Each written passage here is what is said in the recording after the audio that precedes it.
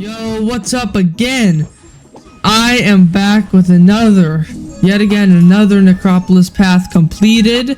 Now, the thing is with this path, I'm just gonna start real quick.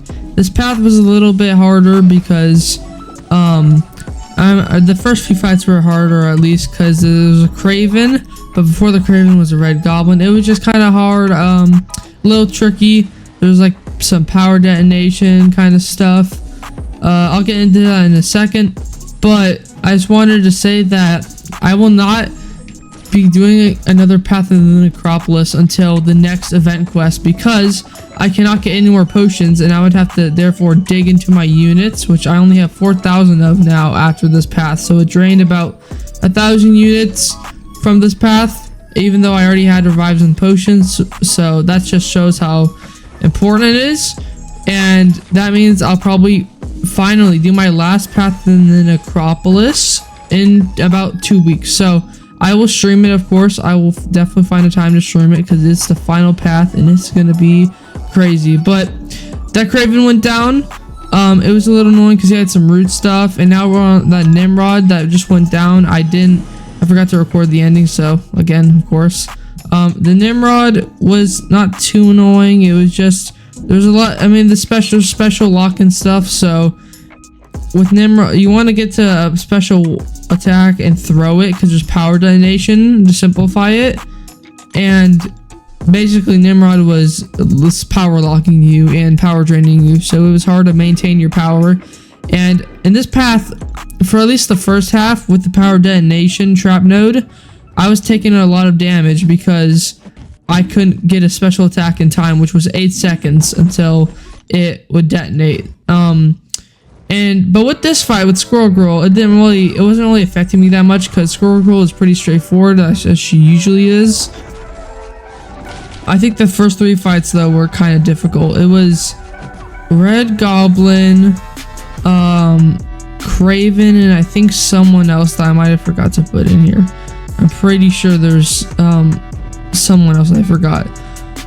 But those 3 fights, the beginning fights were the hardest, or some of the hardest, I would say. But as time went on, like this fight, Spider-Man 2099, he's one of the simplest fights on the path. He's like top 3 simplest fights and easiest fights.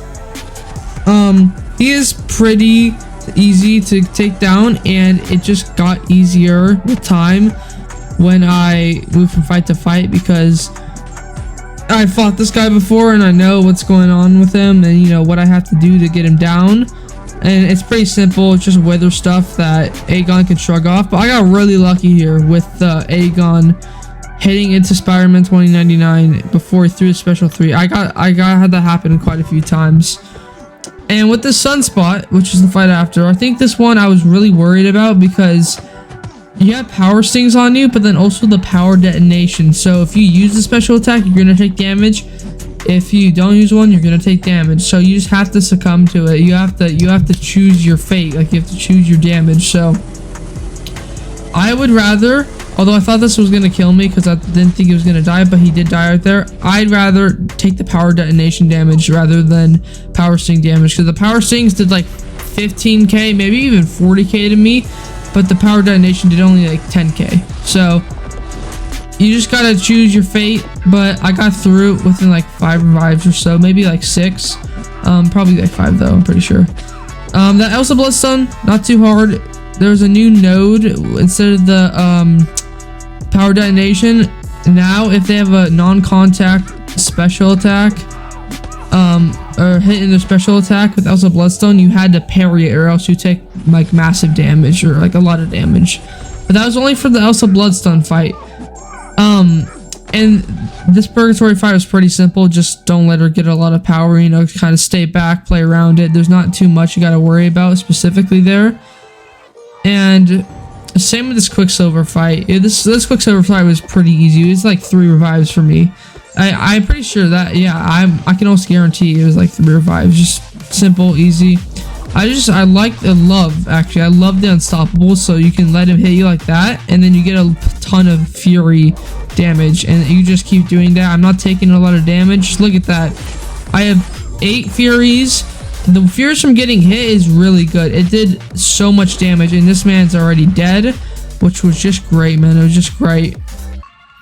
But those 3 fights, or these upcoming fights, after the Sunspot fight, had a node, I got to explain, where every 10 seconds or so, they get that one unblockable charge, and that means their first hits of their special attack they are unblockable. However many it says on the charger, which is usually 1 or 2 charges.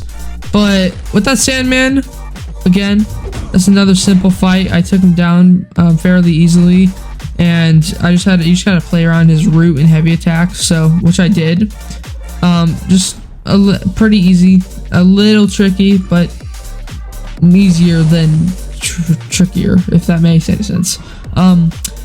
With this fight though, back to the Spider-Man Supreme, and this guy I had to use a few team revives on. I think I used like 4 or 5 revives, including a team revive or 2.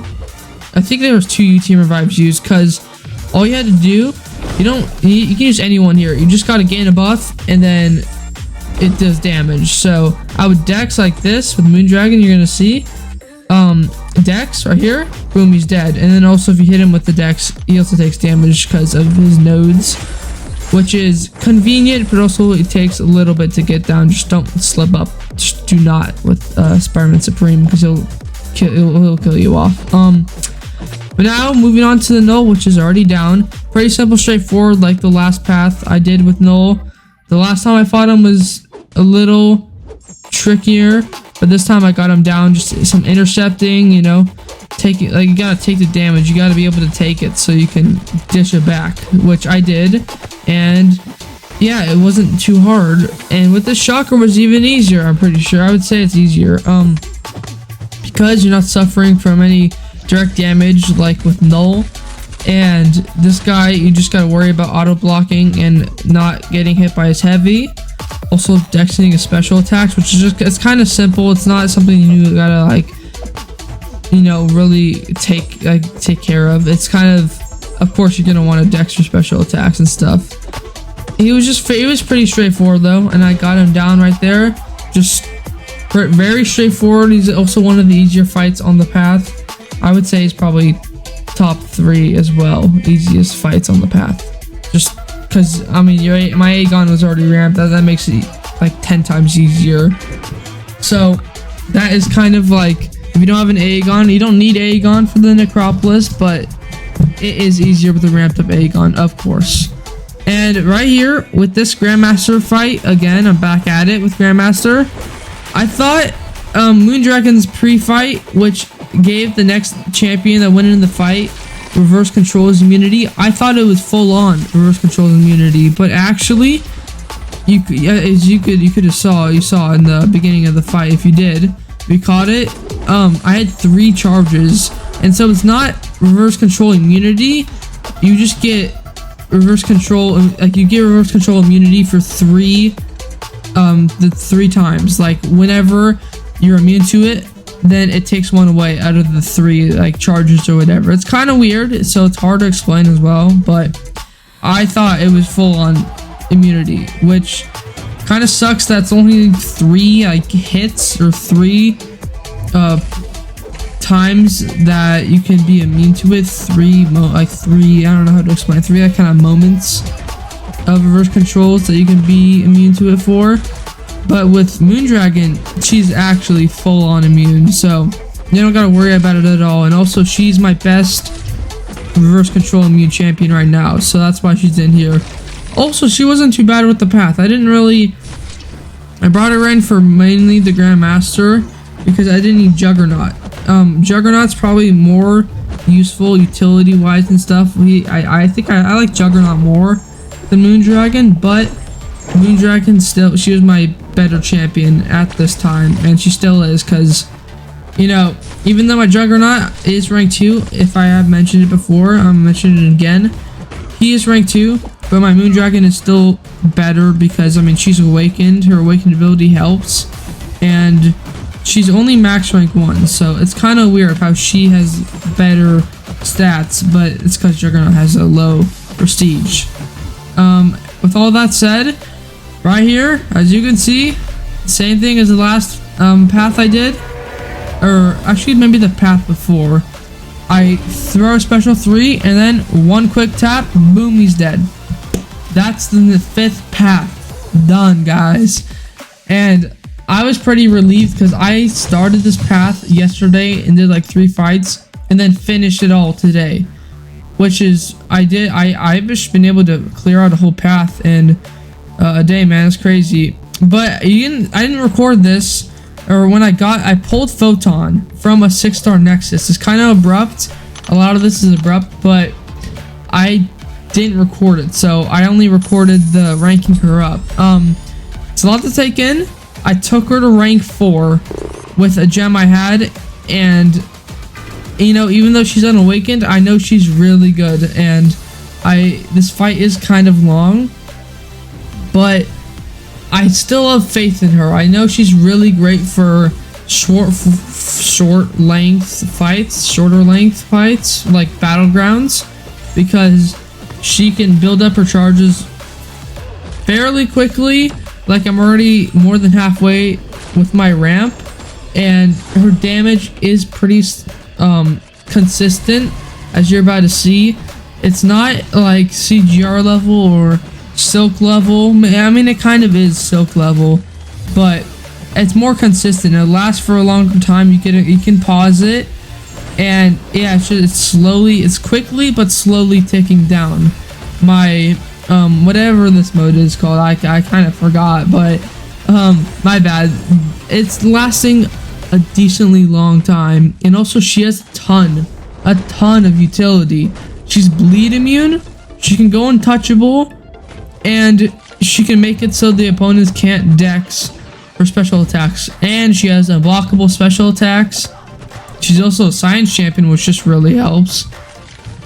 So she has a ton of stuff in her kit. Look at those. Just for another example, look at all those debuffs on the opponent. Just a ton of vulnerabilities, a sunder debuff, some power drain type stuff, some petrifies, overload debuffs. It's pretty good, and I think she's gonna thrive where there's a lot of nodes and where she's getting like boosted from other areas. But on her own, as you can see, for a really long fight, she'll work. I think you would need her to be a high rank and with a good amount of SIGs into her, because I mean, her awakened ability is pretty useful. I'm pretty sure it has something to do with I kind of forget, but it has something to do with her offense type style. I'm pretty sure it has something to do with her on offense. And so you would always want a champion to be awakened for prestige, of course. You know, better stats, better attack, better everything. But this fight was 2 minutes 30 seconds, just to say that before it ends. It was 2 minutes 30 seconds, about there. But still, I think she's gonna be great in battlegrounds fights or whatever. She's gonna thrive in those type of fights because the short form. And just for a little example, this is an alliance member I just wanted to duel to get like a better representation of how I would be using her. So this is a little bit less than a battlegrounds type fight health pool, but this is more like a battlegrounds matchup than the Winter Soldier. So I can go into my, it's called the pure light form. I can go into it already at 10 charges, but I got to 15 and he's just dead, man. I can't even like talk quick enough. He's just dead. So I brought her into war, alliance war. I brought her into some fights just to kind of get a more feel of her, because like get more of a feel of her and how her playstyle really works. I literally didn't use her at all before I ranked her up, so it was kind of risky, but I'm like, I would rank up. I want to rank up Adam Warlock. I want to rank up my 6-star Kingpin. I want to rank up my Absorbing Man. And my Human Torch as well. But I pulled Photon and I'm like, you know what? Who I'd really use right now, or who I would use out of these 4 would be Photon, because she's just more relevant. I'm pretty sure I would say so, because she's more new to the game and she has a lot of utility that I've seen that has worked for a lot of people, like has worked in a lot of matchups. So she worked perfectly here. I mean, even though I got hit a little bit, look, untouchable, beautiful. It's just a beautiful showcase of her utility. And these health pools, this AW fights aren't really that tough, which is kind of odd. I'm gonna have to see about these AW fights, because I don't know, it's not too great of an example because they're very low health pools, but hey, it still works. It's showing off how she works. Like it's not a bad showcase, because it is getting us AW points, and you know, it's helping my alliance out. So overall, she's a great champion.